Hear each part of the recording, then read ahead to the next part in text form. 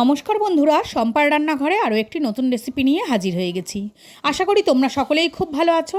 আজকে তোমাদের সাথে শেয়ার করতে চলেছি শীতের নতুন আলু দিয়ে আলুর দমের রেসিপি। বাজারে এখন এ ধরনের ছোট ছোট আলু খুব পাওয়া যায়। এই আলুগুলোকে আমরা ধুয়ে পরিষ্কার করে এবার একটু সেদ্ধ বসিয়ে দিয়েছি। এটা নুন দিয়ে আমি প্রথমে আগে সেদ্ধ করে নেব। গোটা গোটা আলু দিয়েই আজকে আমি আলুর দমটা তৈরি করে দেখাবো। গ্যাসের আঁচটাকে মিডিয়ামে রেখে আলুগুলোকে 10 মিনিট আমি ঢাকা দিয়ে সেদ্ধ করে নিয়েছি। আর আলুগুলোকে 10 মিনিট বাদে আমি ঢাকনা তুলে চেক করে দেখলাম আলুগুলো ভালো মতন সেদ্ধ হয়ে গেছে। এবারে আমি আলুগুলোকে জল থেকে তুলে নেব। আর ঠান্ডা হওয়ার পরে আলুগুলোকে আমি এর ছালগুলো ছাড়িয়ে নেব।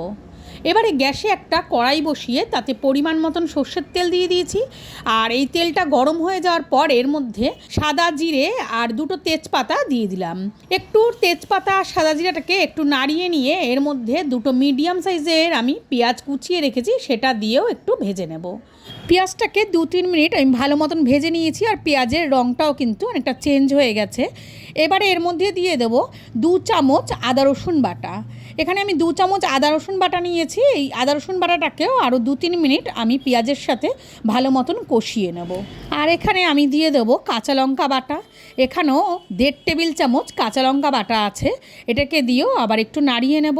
আর এখানে দিয়ে দেবো কিছু গুঁড়ো মশলা। তার মধ্যে আছে 1 চামচ জিরে গুঁড়ো, 1 চামচ ধনে গুঁড়ো, 1 চামচ কাশ্মীরি লঙ্কার গুঁড়ো আর 1 চামচ হলুদ গুঁড়ো। আর তার সাথে স্বাদ মতো নুনও দিয়ে দিয়েছি। গুঁড়ো মশলাগুলো দেওয়ার পর একটু নাড়িয়ে নিয়ে এর মধ্যে আমি জল দিয়ে দিলাম, যেন মশলাগুলো পুড়ে না যায়। এবার আবারও একটু আমি ভালো মতন কষিয়ে নেব। 2-3 মিনিট মশলাটাকে কষিয়ে নেওয়ার পর এখানে আমি 2টো ছোটো সাইজের টমেটো পেস্ট করে রেখেছি, সেটা দিয়ে দেবো।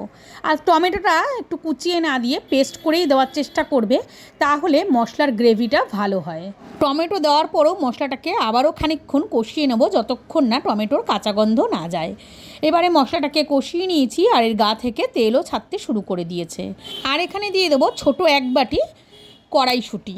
আর এই আলুর দমে যদি কড়াইশুঁটি দেওয়া যায় তাহলে কিন্তু আলুর দমটা খেতে আরও বেশি ভালো লাগে। এবারে আমি ঢাকনা দিয়ে আবারও 2-3 মিনিট একটু মশলাটার সাথে কড়াইশুঁটিটাকে কষিয়ে নেব। কড়াইশুঁটিটাও ততক্ষণে ভালো মতন সেদ্ধ হয়ে যাবে।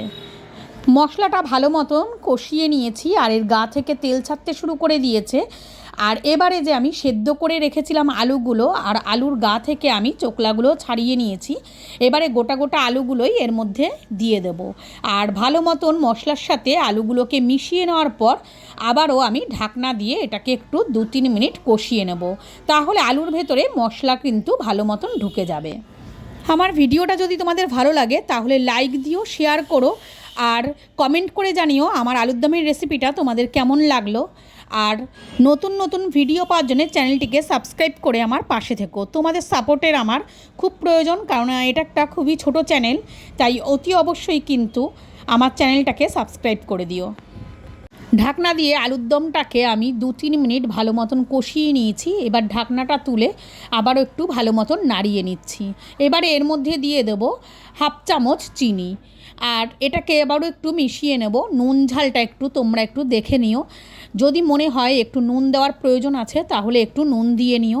এবার এর মধ্যে আমি দিয়ে দেব 1/2 গ্লাস গরম জল। এখানে কিন্তু অতি অবশ্যই গরম জল দেওয়ার চেষ্টা করবে, তাহলে গরম জল দিলে যে কোনো রান্নাতেই কিন্তু একটু স্বাদটা বেশি বেড়ে যায়। এবারে ঝোলটাকে আমি ঢাকনা দিয়ে ঢাকা দিয়ে নেব। আর ঝোল কতটা তোমরা জল দেবে সেটা কিন্তু কতটা গ্রেভি রাখবে আলুর দমে সেটার ওপর নির্ভর করবে। তাই তোমরা যতটা গ্রেভি রাখবে ঠিক ততটাই কিন্তু জল দেবে। এবারে আলুটা আমার ভালো মতন সেদ্ধ হয়ে গেছে। আর আলুগুলোকে একটু ভালো মতন সেদ্ধ করে নেবে, কেননা এই নতুন আলু ঠান্ডা হয়ে গেলে কিন্তু আরেকটু যেন শক্ত শক্ত মনে হয়। এবারে এখানে আমি ঝোলটাকে একটু টেস্ট করে দেখলাম, আমার এখানে আরেকটু নুন লাগবে, তাই একটু নুন দিয়ে দিলাম। এবারে আমি ঢাকনা দিয়ে যে আলুটাকে ভালো মতন সেদ্ধ করে নিয়েছি আর আলুর দমটা আমার প্রায় হয়ে এসছে। এর মধ্যে এবার আমি দিয়ে দেব কুচিয়ে রাখা ধনে পাতা আর গরম মশলা। এই আলুর দম লুচি, পরোটা এবং রুটির সাথে কিন্তু ভীষণই ভালো লাগে। আর এই আলুর দমটা আমার হয়ে গেছে, আজকে আমি লুচির সাথে সার্ভ করব। শীতকালে এরকম আলুর দম যদি লুচি পরোটার সাথে ব্রেকফাস্ট বা ডিনারে যদি থাকে তাহলে খাওয়াটা কিন্তু একদম জমে যায়। তাহলে আজকের মতো এটুকুই। সবাই ভালো থেকো, সুস্থ থেকো। আবারও একটা নতুন ভিডিও নিয়ে খুব শীঘ্রই তোমাদের সামনে হাজির হয়ে যাব।